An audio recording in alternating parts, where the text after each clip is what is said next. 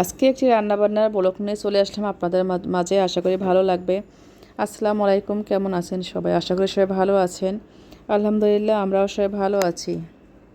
এখানে কোনো রেসিপি হবে না, জাস্ট আমি আজকে যা যা আইটেম রান্না করেছি সেগুলি আপনাদের মাঝে শেয়ার করব। এই তো আর কিছু না। তো চলেন শুরু করা যাক। এই তো আমি এখানে কলমি শাক রান্না করার জন্য এখানে আমি পেঁয়াজ, কাঁচামরিচ এবং চিংড়ি মাছ নিয়েছি এবং এটাকে ভালো করে একটু কষিয়ে নিয়েছি।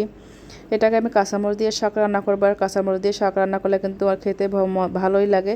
আর আমরা কাঁচামরিচ দিয়ে শাক রান্না খাই। তো এই তো একটু সামান্য হলুদ দিয়ে নিয়েছি। এখন এটাকে কষিয়ে শাকটাকে ভালো করে এখন রান্না করে নেব। এই তো দেখেন আমার রান্না করা কিন্তু হয়ে গেছে। আর শাকটা আজকে কিন্তু মানে খেতে অনেক মজা হয়েছিল, যেটা সত্যি কথা। কলমি শাকটা আমাদের প্রায় খাওয়া হয়। আসলে কলমি শাকটা আপনাদের ভাইয়ের খুবই পছন্দ। তার প্রতি সপ্তাহে 2 দিন 3 দিন পর পরই এটা খেতে হয়। তো এই তো কলমি শাকটা রান্না করার পর আমি এখানে মুরগি মাংস রান্না করে নেব। তো মুরগি মাংস রান্না করার জন্য এখানে আমি মশলা দিয়ে মুরগিটাকে কষিয়ে নিচ্ছি। এখানে আমি তেল দিয়েছি, এরপর পেস্টটাকে হালকা একটু ভেজে নিয়েছি। হালকা একটু বাদামি কালার যখন হয়ে আসে তখন আমি মাংসটাকে দিয়েছি। এরপরে হলুদ এবং লবণ দিয়ে এটাকে একটু কষিয়ে নিয়েছি। এরপর আমি আদা এবং রসুন দিয়ে এটাকে কষিয়েছি, ভালো করে কষিয়ে নিয়েছি। যখন এটার কাঁচা গন্ধটা চলে যাবে তখন পর্যন্ত আমি এটাকে কষিয়ে নিয়েছি। এরপর আমি এখানে হলুদের গুঁড়া এবং মরিচের গুঁড়া দিয়েছি, দিয়ে এটাকে আবার ভালো করে কষিয়ে নিয়েছি। সাথে জিরার গুঁড়াও অ্যাড করেছিলাম। তো এখন এটাকে ভালো করে আমি কষিয়ে নিচ্ছি।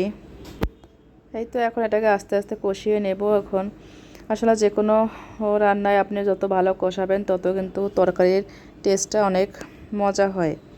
তো সাথে আমি একটু টমেটো দিয়েছি। টমেটো দিলে কিন্তু মুরগির মাংসের মজাটাই অন্যরকমের হয়, টেস্ট অনেক বেড়ে যায়। তো আমি টমেটোটা মাঝে মাঝে ইউজ করি। তো কে কী ইউজ করেন টমেটোটা মুরগির মাংসে অবশ্যই কমেন্ট করে জানাবেন। আমি সাথে এখন আলু দিয়েছি, আলুটা দিয়ে একটু ভালো করে আবার এটাকে কষিয়ে নিয়েছি। আর মাংসে আলু দিলে কিন্তু ভালো লাগে, আর আমরা সবসময় মাংসে আলু খাই।